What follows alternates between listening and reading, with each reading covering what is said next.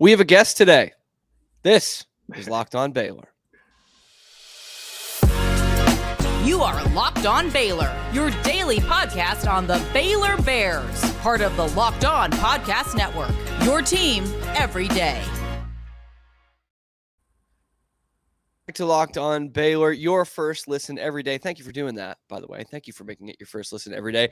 I'm Cam Stewart. I am joined by a very special guest, an expert on the Texas Longhorns. Folks, whoa, expert. You might not know him yet because you're so locked on Baylor. You're going to know about him very soon. I'm telling you, man. They asked for his autograph in Austin.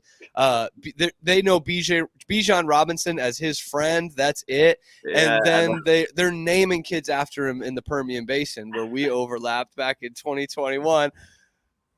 I don't throw this around often. I'm going to throw it around. The man. Wow. Legend. The best dressed man in local news. Stop it. Mr. Cory Mose. Cory, how you doing? What an intro, dude.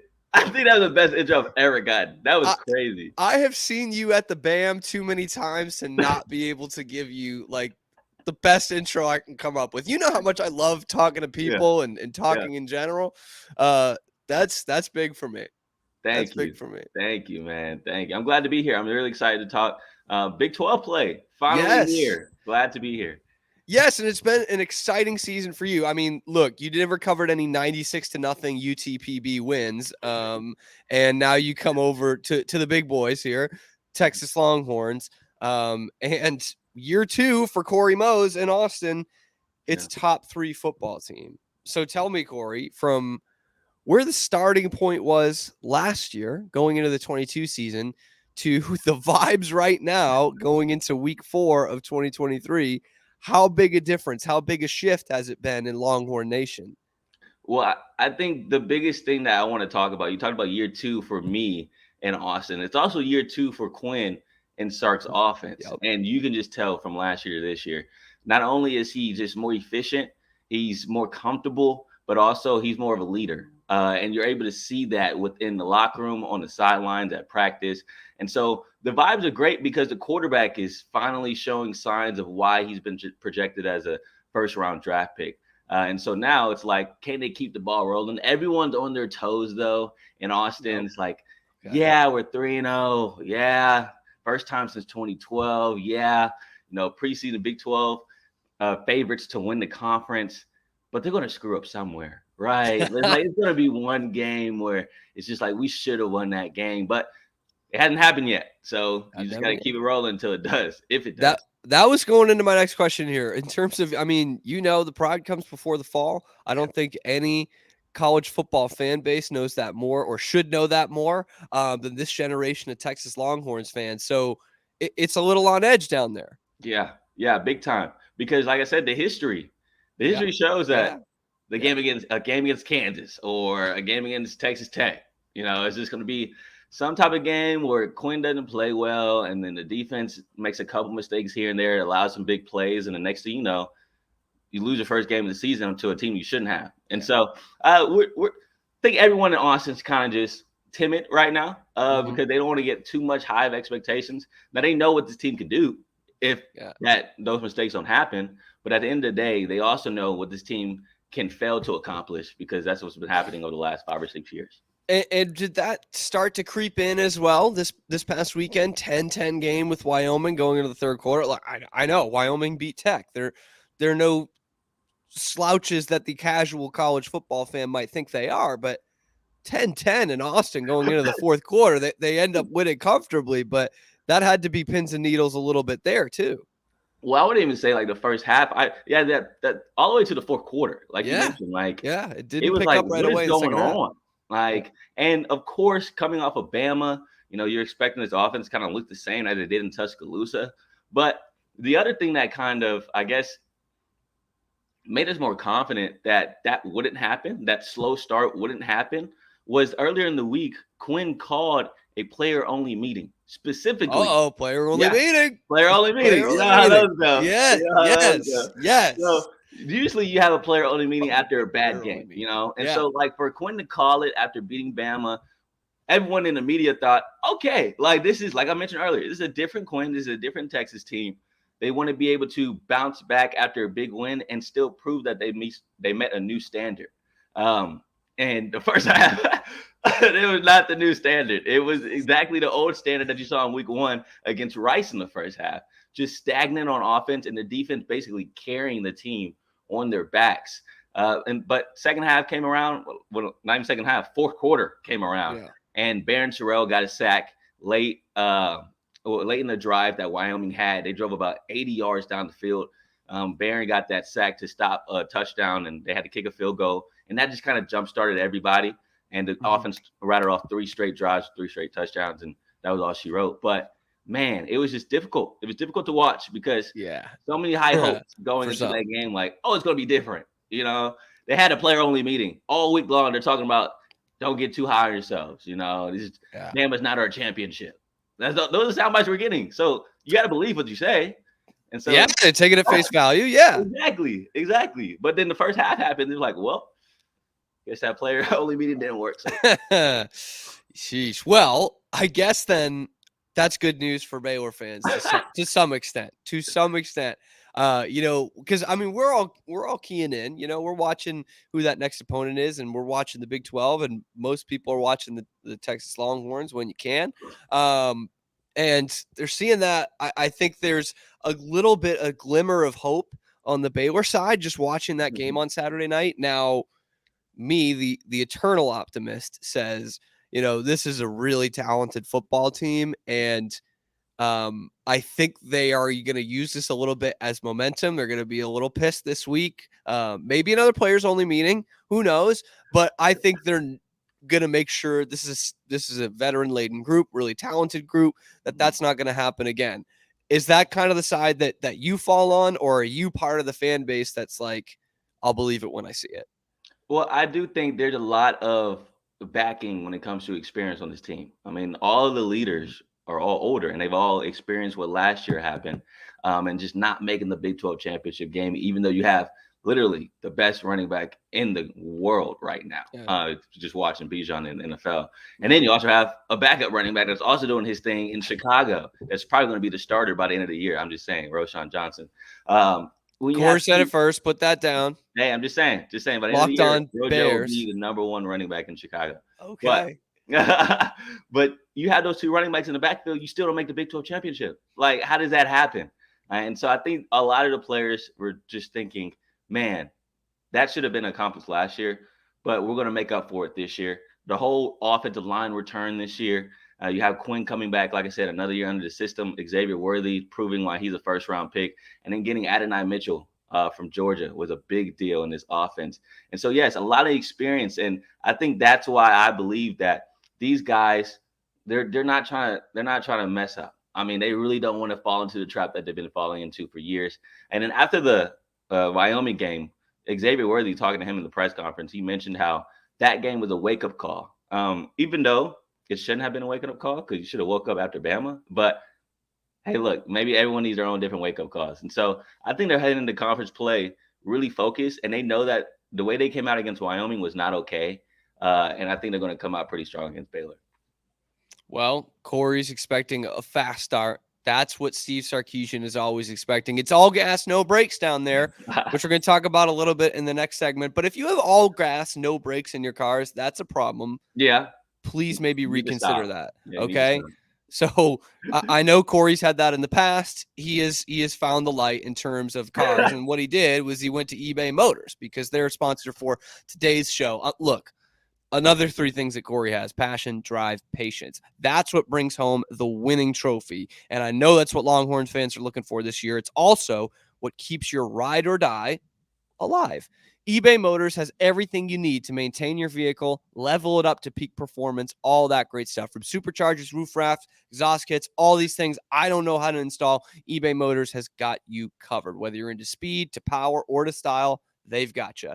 With over 122 million parts for your number 1 ride or die, your literal ride or die, you'll always find exactly what you're looking for. And with eBay Guaranteed Fit, your part is guaranteed to fit your ride. I know, unbelievable. Every time, or your money back. Because with eBay Motors, you're burning rubber. You're not burning cash. So with all the parts you need at the prices you want, it's easy to turn your car into the MVP or the Heisman and bring home that win. Keep your ride or die alive at ebay.com/motors. eBay Guaranteed Fit is only available to you U.S. customers, and that is ebay.com/motors. Eligible items only. Exclusions apply. Cory, Sark, Yeah. Ewers, Yeah. Worthy. Mm-hmm. This offense has got some firepower, and you alluded to this a little bit in the first segment. Is this the year for it to come together for the guy in the backfield, number 3? I think it has been. I also think it's because he has a plethora of options. I mean, the way this Always. roster is built is so ridiculous. It's not even fair for the defenses, to be honest. I mean, could you have Xavier Worthy? You mentioned him. I mentioned Adonai Mitchell, but I failed to mention who is very disrespectful for me, honestly, the second best tight end in the country, Jatavian Sanders. Yes. I think with him being on the field as well, you have that threat up the middle now, and that's an aspect of this offense that we haven't really seen yet this year. We saw it last year, of course. He had a great breakout season, and so I'm still waiting for JT to find his, I guess, fit in this offense because you're getting Adonai Mitchell the ball, you're getting Xavier Worthy the ball, and you still got to feed the running backs because Sark loves to run the football. I don't want people to Yep. get kind of confused. He wants to run the football. That's his bread and butter. So he can set up the play action for those deep shots. And so you still got to feed Jonathan Brooks. You got to feed CJ Baxter. But JT Sanders, I mean, maybe this is the game in Waco that we should be looking at when it comes to hitting the seam and going up the Mhm. middle. That's something that Texas hasn't shown on tape yet. And so maybe this will be the first game that they show that. But yes, I think Quinn is ready. I think he's accomplished so much already this year. Being in the Heisman talk, I think that's a big deal for his confidence. And I mean, coming to the year, cut the mullet off, lost a lot of weight. You could tell Yeah. he was more serious about this season. And against Bama, you saw it. Against Rice and Wyoming, we're still slow starts, kind of scare me a little bit. But at least on the road, he was locked in. No pun He intended. Yeah, thank you for that. Thank you for that. Thank you for making it your first listen every day too. But talking about the mullet cutoff real quick. Okay. I Yeah, I it's think doctor, by the way. this is like a come to Jesus moment in a way, like not that the mullet was bad and he played fine, but this was, let's not put up this rural Mhm, Texas image. I mean, my mhm. man, he's Southlake, and there's nothing wrong with that. Okay, he's a Carroll Dragon, which has done some great things in the college football world, and so now he is like locked in. He's like, I am the leader now with Yeah. Yeah, the practically a when he buzz cut it, cut. it was kinda like, "Whoa, okay. Now they're getting serious." Because also it's not just about his look, but the NIL money. I mean, Yeah, dude, yeah. seeing people walking around last year at stadiums with fake mullets, like, it was a real thing. Like, it Mhm. legit was his brand.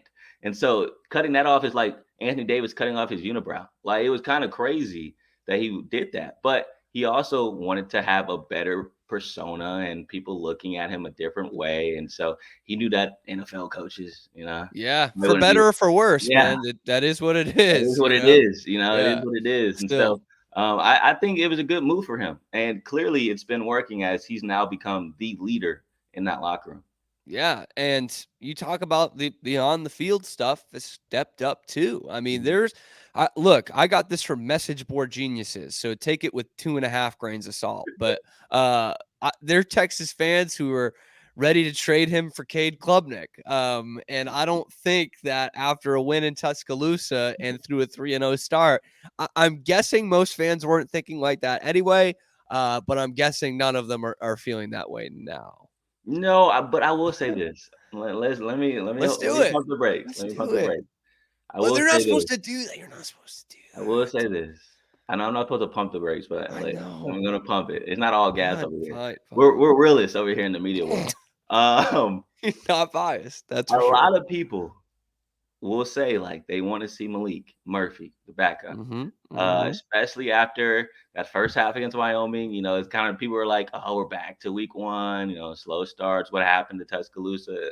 Quinn Ewers, um, because Malik is just that anomaly that no one really knows about. Yes, unknown You saw commodity. one flash in the spring game where he balled out, threw a deep shot to Jonte Cook. I mean, the kid is basically 6'5", 250. Like, I mean, you Shiny just toy, man. you just can't teach that type of body type while also having the arm that the deep shots that Sark loves to throw.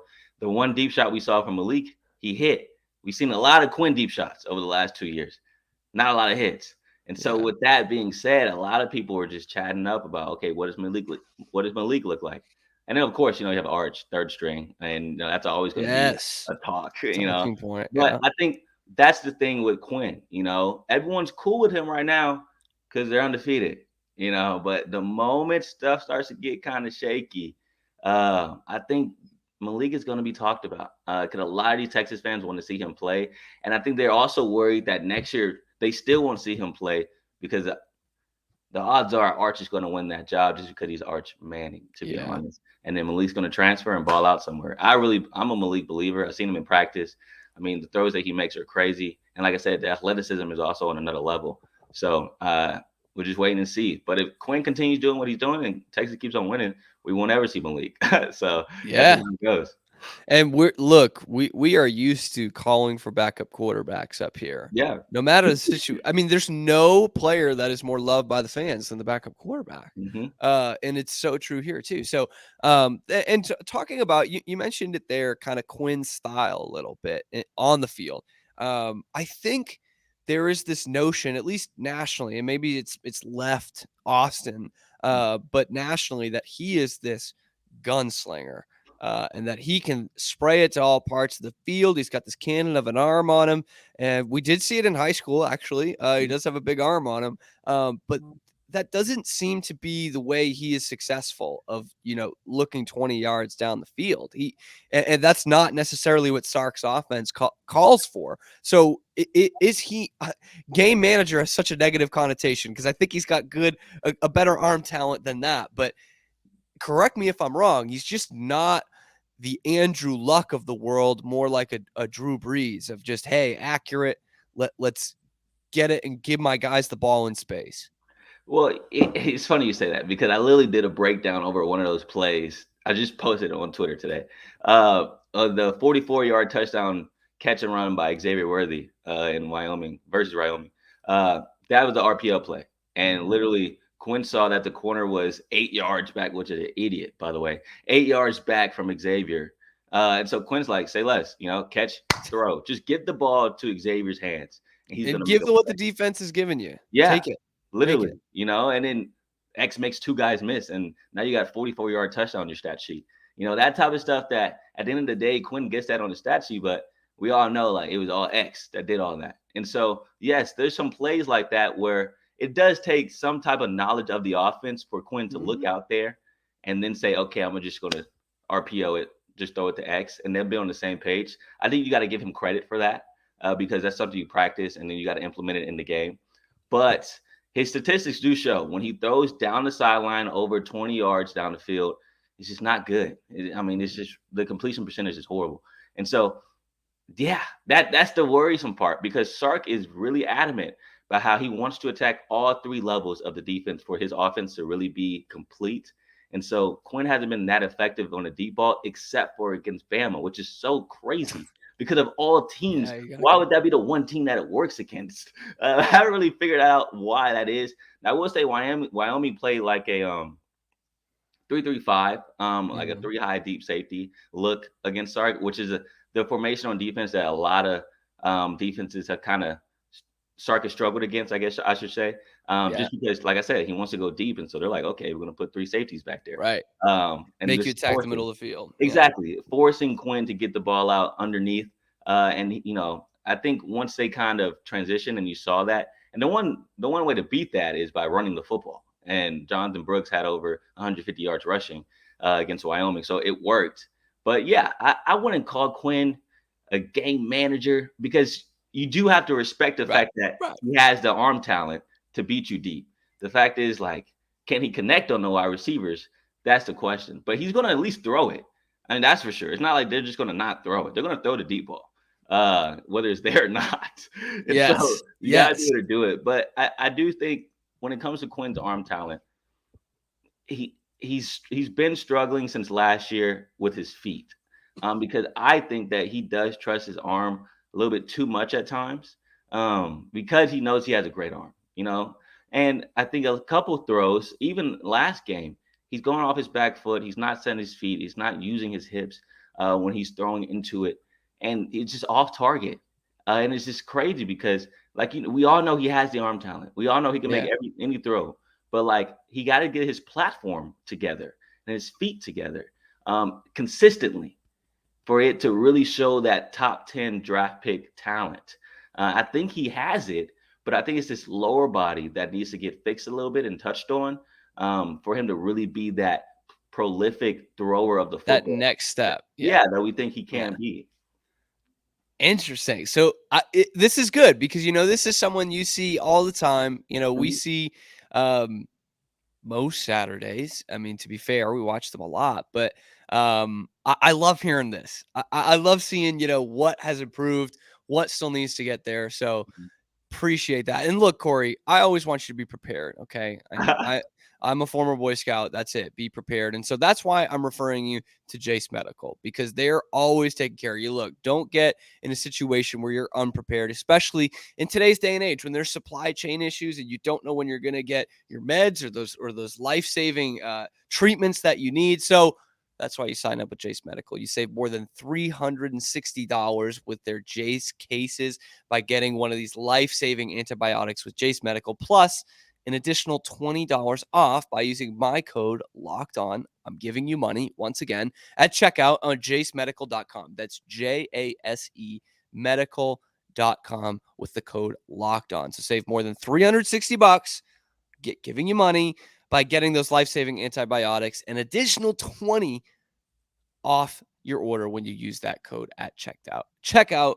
Exclusions may apply. Okay, Cory, we've been all Texas so far this episode, and that was kind of the goal. That's who Baylor's facing this week. But kind of looking at it from the Baylor standpoint, the vibes are not high out here. The vibes are not high. And what is over there? I mean, yeah, and it's stuck. And the thing that I think is weighing heavy on the diehards, myself included, is that this is it. This is the last time for the foreseeable future that these two line up against each other over 120 years of experience. And look, Baylor's not winning this head-to-head series. Okay. So what they're leaning on and what I as a fan am leaning on is Saturday afternoon. It's not looking good. It's not looking good, Cory.